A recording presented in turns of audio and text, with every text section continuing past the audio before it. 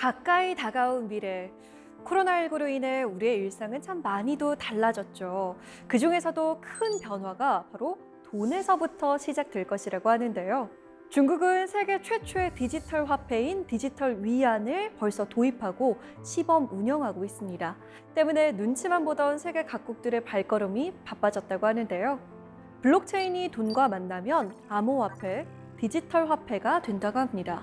변화는 피할 수 없는데 도통 이게 무슨 소린지 모르겠다 싶으신가요? 저희가 4세계 공동체 여러분을 위해서 블록체인에 대해 차근차근 설명해 주실 분을 찾았습니다. 이모 교수 지금 바로 모셔봅니다.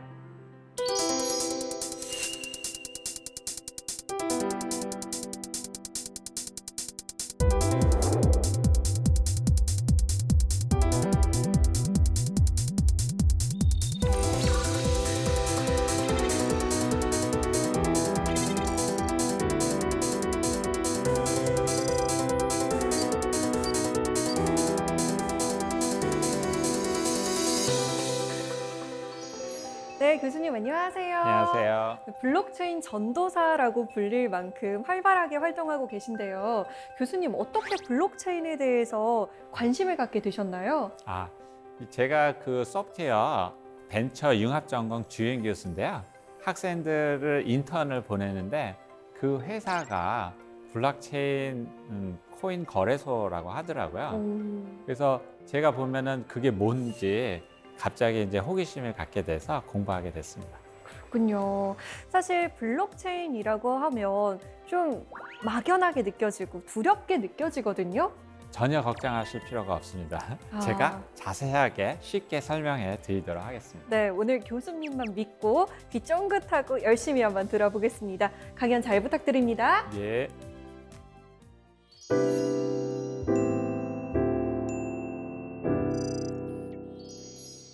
오늘은 블록체인과 디지털 자산혁명에 대해서 말씀드리도록 하겠습니다. 여러분, 블록체인이 무엇인지 궁금하지 않으세요? 혹시 처음 들으신 분들도 계실 것 같습니다. 사실 어떤 사람은 블록체인이 너무 어렵다고 이해하기를 포기한 사람도 많이 있습니다. 그거를 불포기, 그러니까 블록체인을 포기한 사람이라고 하기도 합니다. 오늘은 제가 블록체인을 아주 쉽게 여러분들이 이해할 수 있도록 설명을 드리고자 합니다.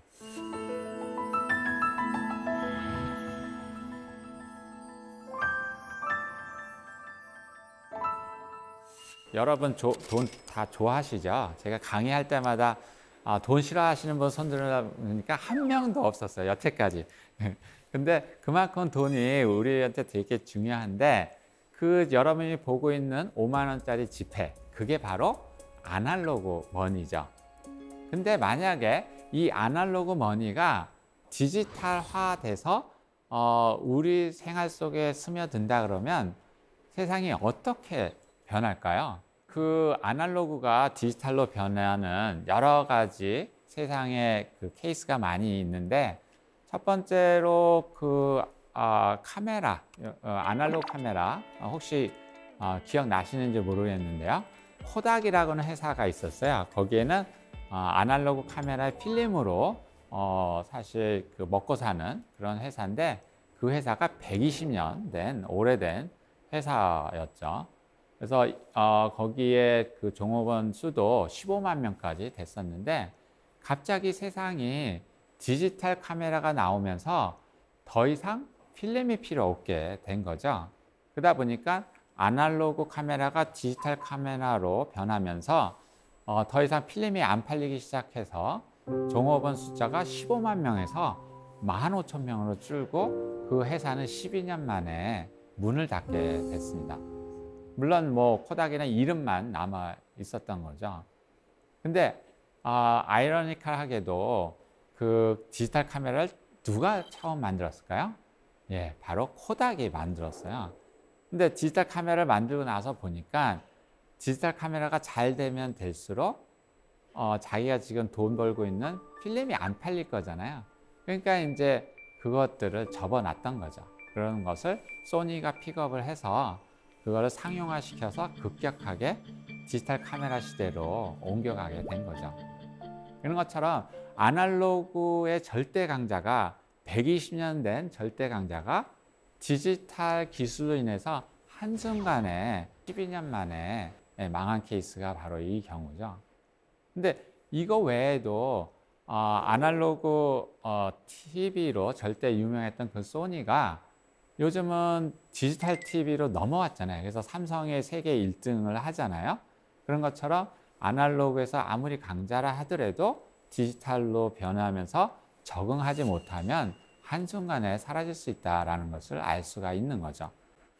또 아날로그 그 전화기의 절대 강자였던 모토로라가 디지털로 변하면서 애플하고 삼성한테 그 자리를 내주었잖아요. 그런 것처럼 우리가 아날로그가 디지털 되면서 큰 변화가 일어났는데 만약에 아날로그 돈이 디지털 돈으로 변한다면 세상이 어떻게 변할까요? 누가 서바이벌 할 수 있고 누가 강자로 떠오를 수 있을까요?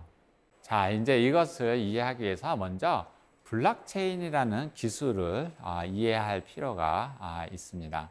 처음에 이제 조그만 동네에 A라는 사람이 있고 B라는 사람이 있는데 돈을 서로 꿔준 거예요. 그래서 100만 원을 꿔주고 물론 거기에 이제 차용증을 쓰겠죠. 그래서 A라는 사람이 B라는 사람한테 100만 원을 꿨다라는 차용증을 해서 양쪽에서 다 갖고 있었던 거죠.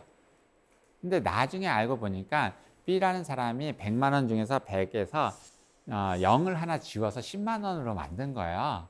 그래서 가져왔더니 얘는 10만 원밖에 안 꿨는데 나는 100만 원인데 해가지고 분쟁이 일어난 거죠.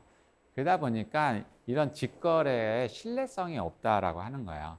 그래서 나타난 시스템이 바로 2장, 제3자, 믿을 수 있는 제3자를 두고 그 신용을 그 3자가 대응하게 한 거죠. 지금의 마치 은행 시스템이나 공증 시스템이 같은 거죠. 그래서 우리가 A라는 사람이 B라는 사람한테 돈을 꿔줄 때 차용증을 쓰면서 2장한테도 그 차용증을 주는 거예요.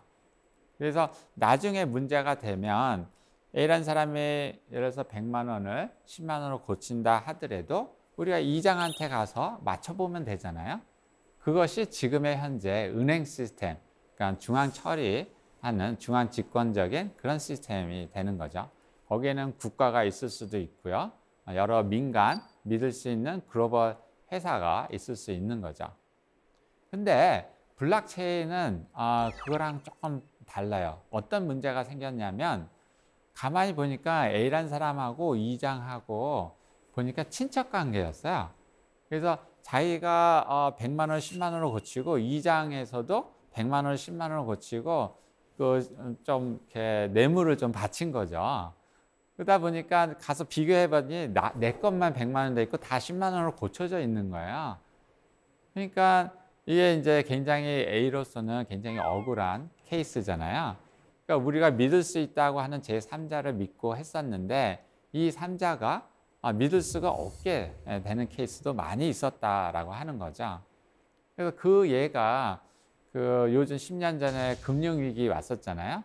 그래서 보면은 이제 금융월가라고 하는데 거기에 있는 또 회사 대표가 뭐 재무장관으로 가기도 하고 뭐 등등 해가지고 돈을 막 찍어내서 부동산이 활성화되다가 갑자기 이제 그게 무너져 내린 거잖아요. 그러니까 일반 사람들한테는 거의 신뢰가 사실 무너진 거죠. 그러다 보니까 이제 블록체인이라는 기술이 새로 나온 것은 어떤 시스템이냐면 중앙 시스템 기반이 아니고 거기 있는 동네 사람들 다 모이게 해가지고 A라는 사람이 B라는 사람한테 차용증을 주면서 그거를 모든 동네 사람들한테 다 복사해서 나눠준 거예요. 그리고 나중에 문제가 생기면 그 사람들을 전부 다 모아가지고 그걸 비교를 하면 되는 거잖아요. 그러니까 B라는 사람이 위변조를 하기 위해서는 모든 동네 사람들 다 설득해야 된다는 거예요. 그게 굉장히 어렵게 되겠죠. 물론 많은 사람이 다 보고 서로 복사하고 뭐 이런 모든 과정에 굉장히 비용이 많이 들잖아요. 근데 이거를 다 컴퓨터 시스템으로 자동화해서 거의 비용이 안 들게 해놓은 거예요. 그게 바로 블록체인 시스템이고 탈중앙화된 시스템이라고 하는 거죠. 그래서 전 세계에 있는 블록체인 네트워크에 물려 있는 컴퓨터들이 그 모든 장부를 전부 다 카피를 해가지고 서로 검증하는 시스템을 갖고 있는 거죠. 그러니까 해커 입장에서 이걸 위변조하기 위해서는 전 세계에 있는 컴퓨터들을 다 해킹을 해서 위변조를 하지 않으면 실제적으로 위변조가 굉장히 어렵게 되는 구조를 만든 거죠.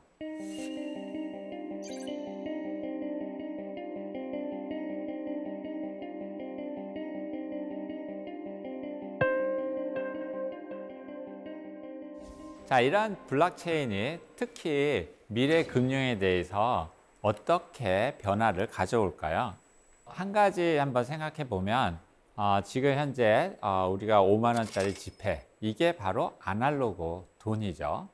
그리고 여러분 들어보셨을지 모르겠지만 비트코인이나 또 기업이 발행하는 디지털 화폐가 또 발행이 되고 있는데요. 이게 이제 디지털 머니라고 하는데, 이렇게 살펴보면 아날로그 돈이 그 위에 모든 금융 시스템을 올라가고 있어요. 그래서 은행이라든지 보험, 주식시장, 뭐 파생상품 등 이런 아날로그 머니 위에 모든 금융 시스템이 지금 현재 올라가 있죠. 근데 블록체인으로 인해서 새롭게 만들어낸 이런 비트코인과 같은 디지털 머니 위에 똑같이 그 위에 새로운 은행, 보험, 주식시장, 파생상품들이 그대로 만들어지고 있다라고 하는 거죠. 그러면 이런 아날로그 머니 위의 금융 시스템하고 디지털 머니 위의 금융 시스템이 뭐가 다를까요? 살펴보면 아날로그 머니에 있는 금융 시스템은 바로 B2B, 비즈니스 투 비즈니스, 기업 간의 금융, 그 다음에 B2C, 비즈니스 투 커스터머, 그러니까 소비자 금융, 그러니까 기업 금융과 소비자 금융. 근데 그 사이에 반드시 은행이라고 하는 중간자가 있다는 거죠.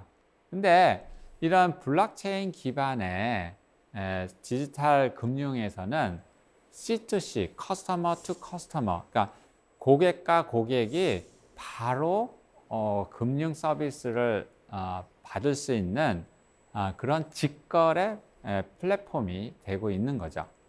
그러니까 거기에는 B가 없어요. 그러니까 미들맨이 사라지는 것이 바로 블록체인이 가져오는 새로운 금융의 미래라고 하는 거죠.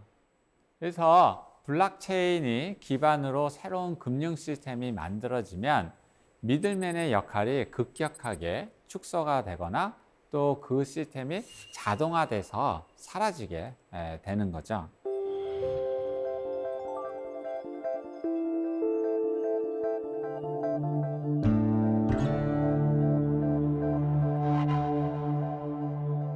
요즘 P2P 펀딩이라고 얘기 들어보셨나요? 그러니까 이제 돈이 있는 사람과 돈이 필요한 사람을 서로 그냥 만나게 해주는 거예요. 그래서 이 업체는 돈이 필요한 사람에 대한 신용도 평가를 해주는 거죠.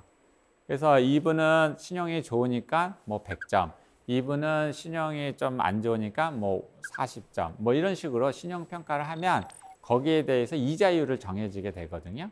그러면 이제 투자자는 나는 좀 고수익을 얻겠다 그러면 신용도가 좋지 않지만 그래도 거기다 이렇게 돈을 빌려주게 되고, 나는 안전한 사람이 좋겠다 그러면 신용이 좀 높고 이자는 좀 적게 받는, 그런데 이제 돈을 서로 주고받게 해주는 소위 말하는 금융 복덕방, 이게 이제 P2P 업체였죠. 근데 이런 P2P 업체가 미국에서 스타트업으로 시작해서 한 9조 정도 되는 돈 밸류에이션을 받고 나스닥에 상장하게 돼서 크게 화제가 됐었는데요. 이러한 그 비트코인과 같은 직거래할 수 있는 새로운 은행 시스템이 나온 거죠. 그것을 크립토 뱅크라고 하죠. 보통 우리가 생각하는 은행 라이센스를 받았고 더 나가서 암호화폐를 다룰 수 있는 크립토 라이센스까지 받았죠. 그러니까 은행이 암호화폐를 발행하고 그거를 유통하고 또 저장하고 또 매매하고 또 폐기 처분하는 그 모든 과정에 대한 라이선스를 은행이 갖게 됐죠. 그래서 스위스에서는 5개 크립토 뱅크가 출발을 했습니다. 굉장히 이제 선진적으로 나간 거죠. 근데 이제 우리나라는 이번에 이제 인터넷 은행이 지금 3개 정도 만들어졌는데 아직 그 크립토 라이선스는 허락되어 있지 않는 상태죠. 그래서 이제 앞으로 은행의 변화가 어떻게 될지 상당히 지켜보면 흥미가 있을 것 같습니다. 더 나가서 요즘 이제 페이팔이라고 하는 소위 말해서 인터넷으로 돈을 결제하는 그런 시스템인데 거기에 이제 암호화폐인 비트코인을 받기로 한 거죠. 그래서 굉장히 큰 화제가 되고 있는데요. 그래서 이러한 이제 페이팔이 그런 암호화폐를 다루기 위해서는 비트코인을 많이 사고 있다는 소식도 들리기도 합니다. 그래서 거기 나가서 하다 보니까 이런 이제 마스터카드나 우리가 보통 말하는 그런 이제 페이먼트에 결제에 많이 쓰는 신용카드가 있잖아요. 그런 것들이 이제 비트코인을 가지고 페이를 할 수 있는 그런 시스템으로 고려를 하고 있다고 연구 중에 있다고 들었습니다. 이렇듯이 우리가 암호화폐가 생활 속에 급격하게 들어오는 것을 우리가 알 수가 있겠는데요. 이것들이 이제 내년에 되면 실제적으로 여러분들이 쓸 수 있는 세상으로 올 것으로 예측되고 있습니다.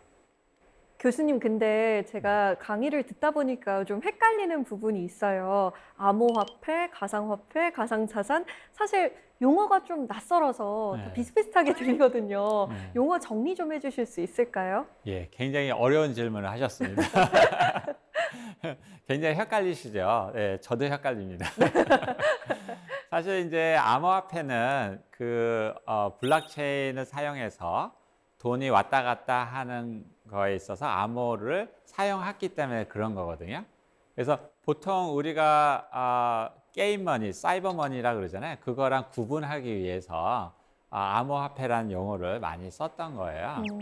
근데 이제 이것들이 이제 그 G20 그 국가들이 모여가지고 많이 논의를 했죠. 그 중에서 좀 더 제너럴한 그런 용어가 가상 자산이라는 개념이죠.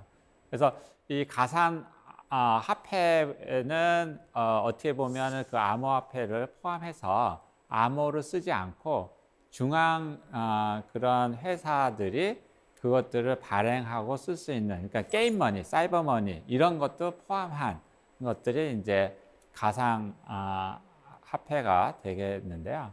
그리고 이제 가상 자산은 화폐라고 하는 것은 돈을 사고 팔고 하는 거잖아요. 어느 날 화폐가 뭐 1불이 뭐 2불이 되고 이런 건 아니잖아요. 근데 이제 자산적인 가치가 있다라고 하는 거죠. 그러니까 자산이라고 하는 거는 금값이 하루 일어나고 나면 또 오르락 내리락 하잖아요. 그런 것처럼 자산이라는 측면에서 보면 그것을 가상 자산이라고 우리가 이름을 붙이는 거죠. 근데 이제 비트코인과 같은 거는 어떻게 보면 우리가 결제할 때 쓰면 화폐와 같기도 하고 또 이거를 가만 놔두면 가격이 올라가고 또 떨어지고 하니까 자산이라는 가치도 있거든요. 그러니까 결국은 이게 교환 가치가 더 좋은지 또 저장 가치가 더 좋은지, 그래서 교환 가치가 더 좋다 그러면 화폐로 쓰이는 거고 저장 가치가 좋다 그러면 자산으로 쓰이게 되는 거죠. 근데 이제 요즘 같은 경우는 비트코인 같은 경우는 가격이 계속 오르락 내리락 하니까 그거를 일반적인 데서 결제하기가 어렵잖아요. 네. 그러니까 이거를 아예 가상 자산 쪽으로 요즘은 많이 보고 있습니다. 네.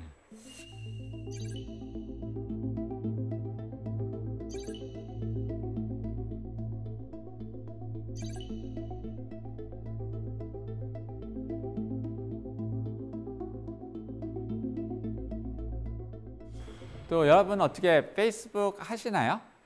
예. 그래서 많은 젊은 사람들이 페이스북을 많이 하시죠. 근데 이 페이스북의 사용자를 보면 25억 명이나 된다고 합니다. 근데 그 25억 명 중에 은행 계좌가 없는 사람이 또 많아요. 그러니까 전 세계 75억 명의 인구 중에 은행 계좌가 없는 사람이 25억 명이라고 또 하더라고요. 그것을 unbank, 그러니까 뱅크가 없는, 사용할 수 없는 사람이라고 하는데, 그 사람들은 그래도 많은 사람들이 핸드폰을 갖고 있다라고 하는 거죠. 그러면 핸드폰만 있으면 아까 디지털 머니를 통해서 우리가 금융 서비스를 받을 수 있다라고 하는 거잖아요. 그래서 페이스북이 그러한 포용적 금융을 위해서 암호화폐를 만들겠다라고 선언을 했습니다. 근데 생각을 한번 해보면 미국 달러가 전 세계의 패권 화폐로서 사용되고 있는데 그 사용 명수가 얼마 안 되잖아요. 미국인 뭐 3억 명 플러스 알파잖아요. 근데 25억 명이 만약에 페이스북을 통해서 암호화폐가 만약 사용되고 결제가 된다 그러면 굉장한 일이 일어나게 되는 거죠. 그러니까 이 페이스북이 만든 암호화폐를 가지고 전 세계에 어느 여행을 가더라도 우리가 뭐 그것이 결제가 된다 그러면 굳이 그 나라 통화로 바꾸지 않아도 되는 그런 일이 일어나는 거죠. 그러니까 이제 많은 국가들이 아니 글로벌 민간 기업이 만든 화폐가 전 세계에 이렇게 쓰이게 되면 자국 통화는 어떻게 되는 건가 하고 굉장히 우려의 눈초리가 있었던 거죠. 그래서 미국 청문회를 열어서 그걸 하지 말라고 하고 뭐 여러 가지 압력이 들어왔지만 결국은 이제 1달러를 패깅해서 암호화폐를 그러니까 이제 디지털 화폐를 발행하기로 했다고 들었습니다. 즉 이제는 우리가 글로벌 컴퍼니, 그러니까 민간 기업이 자기의 어떤 포인트나 이런 것들을 디지털 화폐로 만들어서 사용자가 그것들을 가지고 다른 데 물건을 사거나 결제하는 데 쓰이는 그런 시대가 내년서부터 이제 생길 수 있다라고 볼 수가 있겠죠. 그러다 보니까 여러 국가의 중앙은행에서는 굉장히 걱정이 많이 있습니다. 민간 기업이 일단 그 페이먼트 결제 시장을 다 장악하게 되면 이 통화가 쓰이지 않게 되잖아요. 그러니까 통화 주권에 대한 우려가 많이 생기는 거죠. 그래서 중국에서는 이런 위안화, 법정화폐죠. 그거를 디지털 위안화로 만들기로 결정을 하고 지난 5월 달에 일부 도시에서 실험을 했죠. 그리고 10월 달에는 200위안을 5만 명한테 나눠주고 그거를 일주일 안에 쓰는 실험을 해서 성공적으로 마쳤다고 합니다. 그래서 이것이 성공해서 더 많은 도시에서 쓸 수 있도록 확대를 하고 있고 또 더 나아가서는 이제 뭐 2022년 베이징 그 윈터 겨울 올림픽도 있고 하니까 세계 많은 사람들이 이 디지털 위안화를 쓰게끔 하는 것을 이제 목표로 해서 가고 있다고 들었습니다. 그러면 이제 우리나라에서도 중국 관광객들이 오면 이런 디지털 위안화로 쓰겠죠. 그러면 핸드폰만 있으면 그거를 받아서 통용이 되니까 우리나라도 디지털 위안화가 사용되는 국가가 될 수도 있겠죠. 그래서 많은 국가에서 또 특히 중앙은행에서는 이 또한 자국의 통화 주권을 지키기 위해서 디지털 화폐를 발행하지 않으면 안 되게 되었습니다. 그래서 이제 굉장히 보수적이었던 일본도 거기서 연구가 들어가고요. 특히 이제 우리 나라에서도 보면은 2021년 12월까지 디지털 원화를 시범 사업을 하겠다고 공포를 했습니다. 그래서 아마 내후년 정도 되면 몇 분은 아마 핸드폰으로 디지털 원화를 받아서 바로 친구한테 핸드폰으로 바로 이렇게 전송하는 그러한 시대를 우리가 맞이할 걸로 예측이 되고 있습니다. 그래서 보면 디지털 머니가 크게 세 개로 나눌 수 있겠죠. 하나는 그 비트코인과 같이 완전히 탈중앙화된 컴퓨터로 보증하는 그러한 암호화폐 시장이 있겠고 또 국가가 발행하는 법정 디지털 머니가 또 있겠고, 또 글로벌 컴퍼니가 만든 민간에서 만든 디지털 화폐가 있겠죠. 그래서 이러한 세 개의 그 디지털 머니가 서로 보완하면서 경쟁하는 시대가 앞으로 다가오고 있다라고 볼 수가 있겠죠.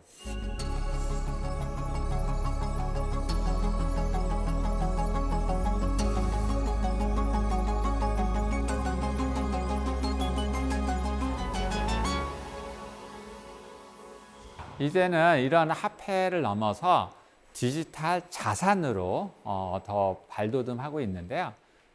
도대체 이런 디지털 자산이 어떻게 변화를 일으키고 또 우리의 삶을 변하게 할 건가 살펴보도록 하겠습니다. 자, 보면 우리가 이제 강남에 좋은 빌딩이 있는데 한 100억 하는 거예요. 저는 그 빌딩을 타면 틀림없이 돈을 벌 수 있겠다 생각을 하지만 제가 살 수 있나요? 왜냐하면 100억이 없기 때문에 살 수가 없었죠. 근데 이제 이런 블록체인 기술을 사용하면 그 빌딩의 일부를 쉽게 살 수 있다라고 하는 거예요. 그럼 무슨 말이냐 하면 100억짜리 빌딩이 있으면 100억의 빌딩을 담보로 그 소유권을 100억 개의 토큰, 코인으로 만드는 거죠. 그러면 그 100억 개의 코인 중에 내가 10만 원어치 그 코인을 사면 10만 원어치 주인이 되는 거예요. 그러면 그 100억의 그 빌딩에서 나오는 임대소득, 그죠? 그거는 그 포션만큼 매달 나한테 꼬박꼬박 오는 거고, 만약에 100억이 200억으로 빌딩 값이 올랐다 그러면 그 양도소득에 대해서도 저한테 그 포션만큼 받을 수 있는 거죠.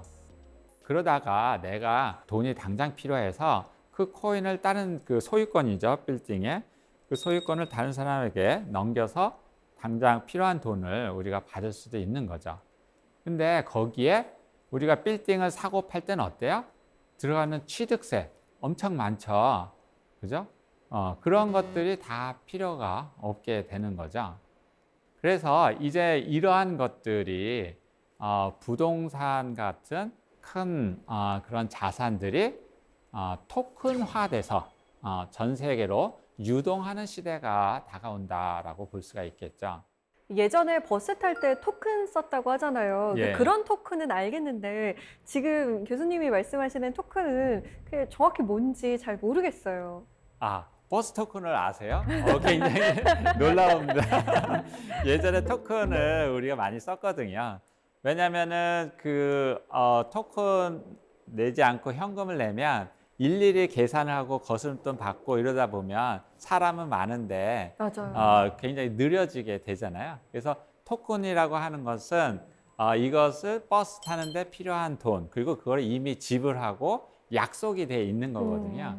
그래서 아까 제가 코인하고 토큰 얘기를 했잖아요. 코인은 어떻게 보면은 뭐 10원짜리 그런 코인 같이 기본적으로 지불 결제에 쓰는 그런 단위라고 한다 그러면, 토큰은 어떤 거를 거기에 약속이 들어간 거예요. 그러니까 이제 지불도 물론 들어가거니와 이걸 하면 버스를 탈 수 있는 권리가 여기 들어가는 거죠. 근데 이것들을 디지털로 토큰을 만든 거죠. 그러면 거기에는 디지털 약속, 그런 프로그램이 들어가 있는 코인, 그게 바로 토큰으로 생각하시면 될 것 같습니다. 특히 이제 많은 사람들이 금에 대해서 올해 관심이 많이 있습니다. 이 금을 사면, 상품으로 사면 부가가치세를 내잖아요. 그죠? 그리고 금을 받으면 일단 무겁잖아요. 그죠? 그리고 도둑 맞을 수 있으니까 이거를 또 철통같이 지키냐고 또 굉장히 노심초사 또 하잖아요. 그리고 이거 팔 때도 이게 진짜 금인가? 또 누군가가 검증을 해줘야 되잖아요. 그래서 누구는 금바지에 바르면 이렇게 깨무는 그런 것도 보셨죠. 그래서 이렇게 금을 사고 팔 때 굉장히 비용도 많이 들고 신뢰라고 하는 부분이 되게 어렵습니다. 근데 이 금을 패깅한다 그러는데, 금을 담보로 금의 소유권을 그 토큰으로 만들어서 이 토큰을 갖고 있으면 금 1g을 갖고 있는 거랑 똑같은 거예요. 그래서 홍콩에서 그 금 토큰을 갖고 있으면 홍콩 금거래소에 가면 1g의 금을 찾을 수 있는 그런 권한을 주는 그런 거를 이제 금 토큰이라고 하는데, 그런 세상이 이제 온다는 거죠. 그래서 우리나라 기업들 중에서도 금 거래소를 인수를 해가지고 그 금액 그 거래를 블록체인으로 관리를 해주는 그런 기업들도 나오기 시작을 했습니다. 또 여러분 피카소 되게 유명하잖아요. 근데 뭐 하나에 뭐 150억씩 이렇게 하는데 우리 당연히 돈이 없어서 그걸 살 수가 없죠. 근데 아까 그 부동산처럼 그림을 토큰화를 하는 거야. 그래서 150억 개 토큰을 만들어서 예를 들어서 10만 원씩 그 토큰을 사면 그 지분에 참여를 하게 되는 거죠. 그래서 그 그림이 값이 올라가면 그 지분만큼 이익을 받을 수 있는 세상이 오는 거죠. 이렇듯이 우리가 말하는 그 자산들, 보이는 자산, 부동산, 금, 은, 뭐 이런 모든 것들이 토큰화돼서 전 세계에 사고 팔 수 있는 유동화를 시킬 수 있는 것이 오고요. 또 보이지 않는 자산이 있어요. 그것은 뭐 컨텐츠나 지적재산권, 뭐 특허와 같은 거, 그림이나 뭐 여러 가지 창작물들이 많이 있겠죠. 이러한 것들을, 이러한 권리를 바로 토큰화해서 전 세계에 유동화시킬 수 있는 거죠. 예를 하나 들면 BTS 여러분 좋아하시죠? 그래서 새로운 뮤직비디오를 만드는데 100억이 든다고 해요. 예를 들면. 근데 한 사람이 100억을 투자해서 만들 수도 있겠죠. 근데 그거보다는 1억 명이 100원씩 투자를 하는 거예요. 그러면 그렇게 해서 만들어진 BTS 뮤직비디오는 만들자마자 어떻게 돼요? 1억 명이 다 보겠죠. 자기가 투자한 뮤직비디오인데. 그리고 옆에 사람들, 친구한테 소개를 하는 거야. 이거 보라고. 그래서 이게 더 잘 되면 이익이 그 사람한테도 돌아가는 거잖아요. 그러니까 결국은 블록체인, 이런 토큰화는 이익 공유 시스템이 되는 거죠.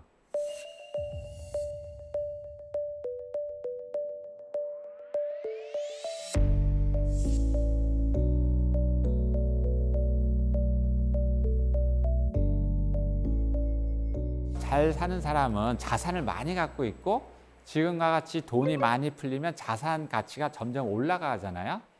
노동 수입은 거의 제자리고요.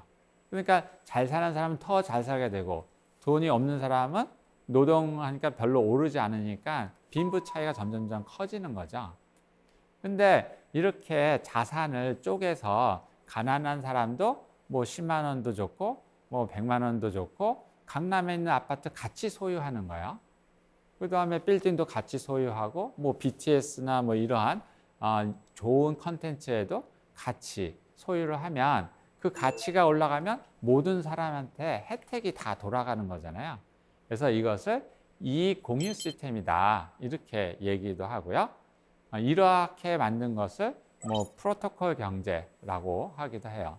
그래서 제가 볼 때는 다 같이 잘 사는 자본주의의 가장 중요한 플랫폼이 바로 이런 토큰으로 말미암은 블록체인 플랫폼이다 이렇게 말씀드릴 수 있겠습니다.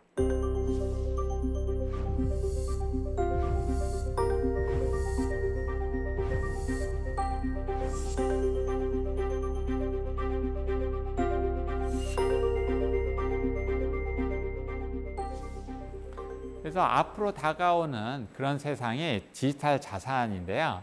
이게 어떤 리포트에 보면 2030년까지 거의 2,200조 원 시대가 된다고 합니다. 매년 59%, 즉 60%씩 성장하는 산업이 되고요.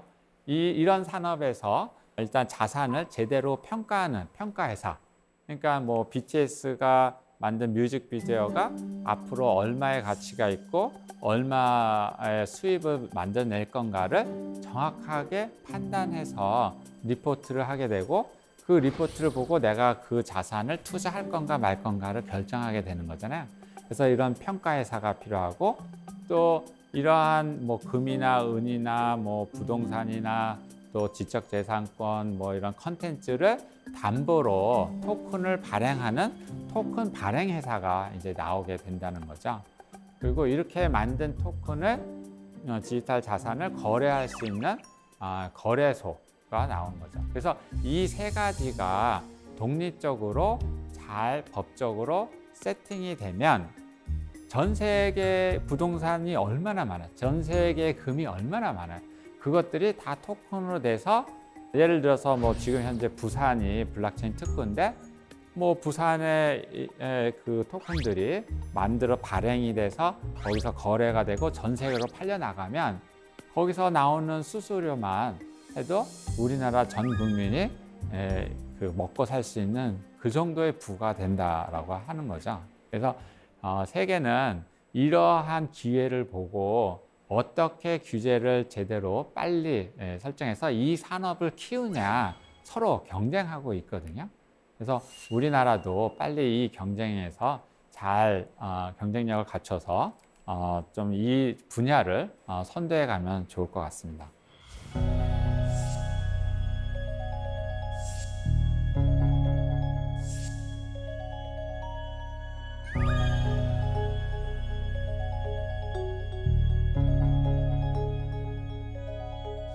일단 디지털 머니가 되면 이 디지털 돈도 프로그램이 가능한 거죠. 돈을 프로그램 가능하다는 건 또 무슨 말일까요? 예를 들어볼게요. 우리 애가 게임을 너무 좋아했어요. 그래서 고등학교 때도 계속 게임하더니 대학에서도 내내 게임하더니 졸업하고도 게임을 하는 거야. 그래서 너무 이제 제가 부모로서 열이 나가지고 제가 게임 머니를 만들었어요. 그래서 게임 머니는 뭐냐면 그 머니에다가 어떤 게임을 할 수 있고 또 게임할 수 있는 시간은 어느 거고 그 다음에 또 몇 시부터 몇 시까지 게임하고 또 몇 분 할 수 있는지 이런 거를 프로그램을 넣어서 준 거죠. 그러면 이제 우리 아들은 그거를 사용하게 되면 그 정해진 시간 안에서만 우리가 게임을 할 수 있는 거죠. 그런 것처럼 우리가 돈을 어디에 쓰고 누가 어떻게 하는지 이런 것들 전부 다 프로그램에서 쓸 수가 있다라고 하는 거죠. 그래서 한 가지 또 재미난 얘기는 제가 이런 것들을 발표를 했더니 저 뒤에서 손을 드는 거야. 그래서 교수님, 네, 제가 알기로는 교수님도 아내분한테 용돈을 받아 쓰는데 그 아내분이 그러한 그 프로그램 머니를 주면 좋아하시겠어요? 그래서 제가 할 말이 없더라고요. 그래서 저는 그 돈을 받으면 해킹을 해서 제 마음대로 쓸게요. 뭐 이러고 말았는데, 근데 어쨌건 그런 이제 투명한 사회가 될 수 있다라고 하는 거죠. 그리고 요즘 이제 재난지원금 많이 주잖아요. 근데 이런 디지털 머니로 주면 누가 그 디지털 머니를 받아서 어디에 언제 어떻게 썼다라고 하는 물론 그 민간 정보는 빼고 그 돈의 흐름만 우리가 데이터를 얻어낸다 그러면 얼마나 이 재난지원금이 효과적으로 썼는지 우리가 알 수 있잖아요. 그럼 제2차, 3차 재난지원금을 줄 때 정말 필요한 사람한테 필요한 양만큼 주는 아주 정확한 새로운 정책을 만들 수 있는 거잖아요. 이런 것들이 다 디지털 머니의 장점이 되는 거죠. 그 다음에 이제 앞으로는 데이터가 돈이 되는 세상이 온다라고 하는 거죠. 그러니까 내가 어디에서 얼마나 무엇 때문에 썼는가 이런 모든 데이터가 예전에는 그냥 그 신용카드 회사한테 다 줬는데 신용카드 회사는 그거를 모아다가 자기 마케팅이나 뭐 이런 데 다 쓰고 저한테 그 이익을 공유하지 않았잖아요. 근데 이제 블록체인 세상에 오면 그 데이터는 내 것이라고 하는 데이터 주권을 우리가 주장할 수가 있죠. 그렇게 되면 그 데이터를 활용해서 돈을 벌면 분명히 내 지분이 있는 거죠. 이익을 같이 공유하는. 그래서 내가 쓰는 그 데이터가 이제는 돈이 되는 시대가 온다라고 하는 거죠. 우리가 요즘 뭐 기본소득 얘기를 많이 하잖아요. 근데 기본소득은 일단 돈을 나눠주면 눅 녹듯이 다 사라져 버리잖아요. 그 생활하고 나면. 근데 만약에 우리가 생활하면서 얻어지는 그 데이터를 얻어가지고 그 데이터를 주는 대가로 기본소득을 받는다 한다면 그 데이터가 남아서 새로운 인공지능을 학습시키기도 하고 더 좋은 정책을 만들기도 하고 해서 부가가치가 창출이 되는 거죠. 그러니까 새로운 산업을 일으킬 수 있는 거죠. 그래서 저는 기본소득 전에 이런 데이터 기반 기본소득이 있어야 된다라고 생각을 합니다. 그리고 앞으로는 이런 데이터가 국가 경쟁력의 핵심이 되는, 그러니까 우리 요즘 말로는 그 석유에 해당이 되잖아요. 원석에 해당이 되잖아요. 이게 바로 데이터가 파워가 되는 그런 세상이 올 거기 때문에 이제 여러분이 만들어낸 그 모든 데이터에 대해서 데이터 주권을 주장해야 된다라고 생각을 합니다.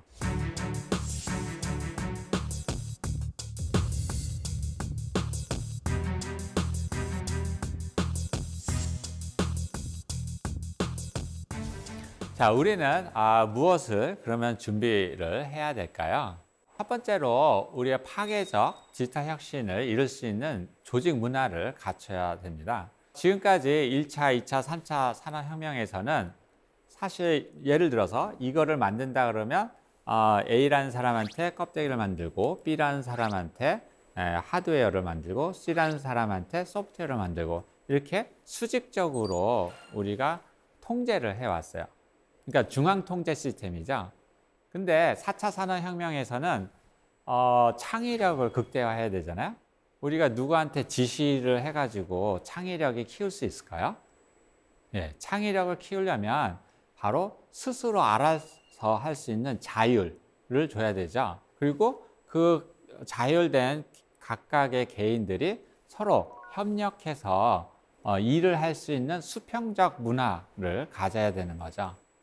그래서 블록체인에서 보면 이게 다 탈중앙화, 분권화되어 있잖아요. 그러니까 각 개인들의 권한을 주고 이 분권화된 각각의 컴퓨터들이 서로 합의를 이루어서 결정하는 게 바로 블록체인이거든요. 이와 같이 블록체인 정신에 입각해서 우리 조직 문화를 수직적 문화에서 수평적 문화로, 그리고 중앙 시스템 문화를 탈중앙화된 문화로 우리가 바꿔야 새로운 아이디어를 내놓을 수 있다라고 하는 거죠. 물론 모든 것들을 다 탈중앙화 시킬 수는 없지만 창의력이 필요한 R&D 부서나 일부에 대해서 이런 것들을 시도를 할 만하다고 생각을 합니다. 그 다음에 두 번째로 우리가 갖춰야 될 것은 바로 정보, 지능, 플랫폼 기술을 우리가 확보를 해야 되는 거죠.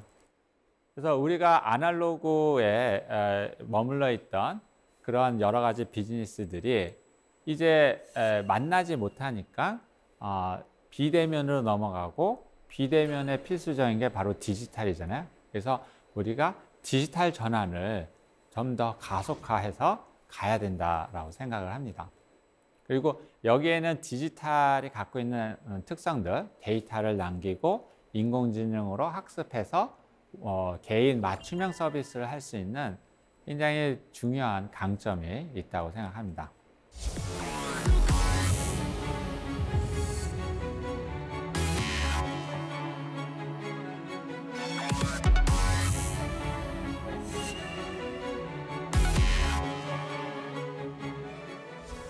혁신이란 새로운 시장을 만드는 것이 아니라 시장의 주체를 바꾸는 것이다. 예, 우리가 새로운 시장을 만드는데 엄청난 시간과 노력이 들어가잖아요. 근데 아날로그로 되어 있는 시장을 디지털 기술로 가져오면 되는 것입니다. 오늘 이렇게 블록체인 되게 어려운 주제에 대해서 우리 다뤘는데요. 블록체인은 4차 산업혁명의 굉장히 중요한 기술로서 어렵더라도 여러분들이 많은 관심을 가지고 준비를 한다 그러면 앞으로 여러분이 살아가는 세상에 있어서 선도할 수 있다고 생각합니다. 이것으로 마치도록 하겠습니다. 감사합니다.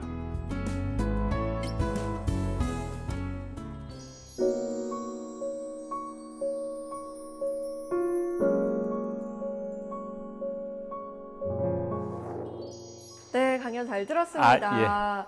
블록체인에 대해서 돈에 대해서부터 시작을 했는데 이야기를 듣고 나니까 블록체인이 한 세계관이라는 생각이 드네요. 예. 오늘 4세기 공동체 여러분께서 미리 질문을 보내주셨는데요. 함께 볼게요. 먼저 조만기 씨의 질문입니다.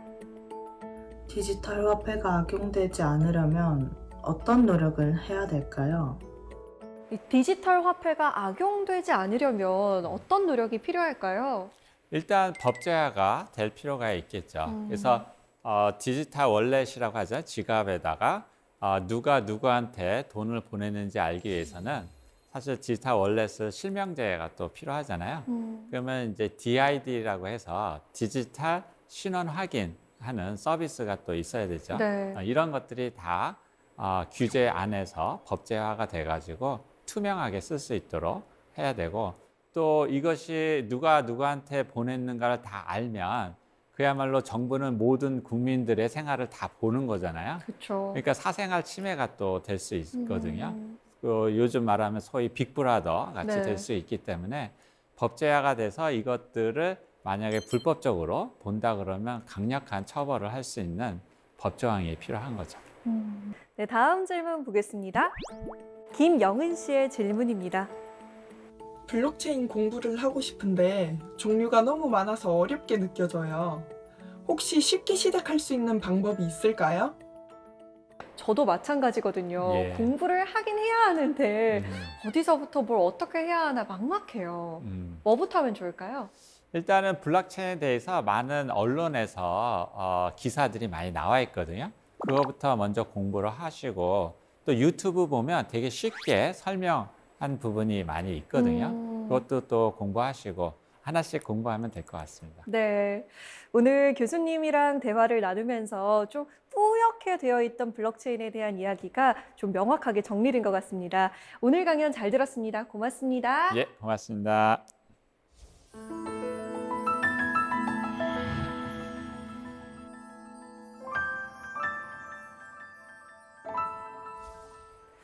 기온이 갑자기 내려가면 사람만 병이 나는 것이 아니죠. 차도 마찬가지입니다. 추위에 놀란 자동차가 시동이 걸리지 않아서 눈길에 넘어지거나 도로에 주저앉기도 하는데요. 이맘때 그래서 꼭 필요한 것이 부동액과 엔진 오일입니다.